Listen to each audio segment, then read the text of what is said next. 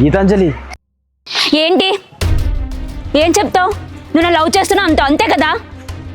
నీకోసం చెప్తే అర్థం కాదా? ఇందుకు నన్ను రోజు టార్చర్ చేస్తున్నావు.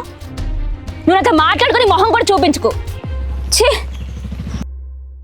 గీతాంజలి, నేను వచ్చింది నేను ఇబ్బంది పడడానికి కాదు, నీ జంప నీకు ఇవ్వడానికి. ఎక్కడ దొరికింది ఈ జుంకే నాకు? నేను దారిలో వస్తుంటే దొరికింది. ఈ జుంక నాకు చాలా ఇంపార్టెంట్ తెలుసా?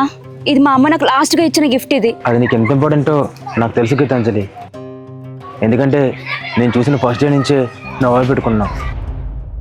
సారీ. అయ్యో పర్లేదు, నీ ప్రాబ్లంలో నువ్వు ఉన్నావుగా.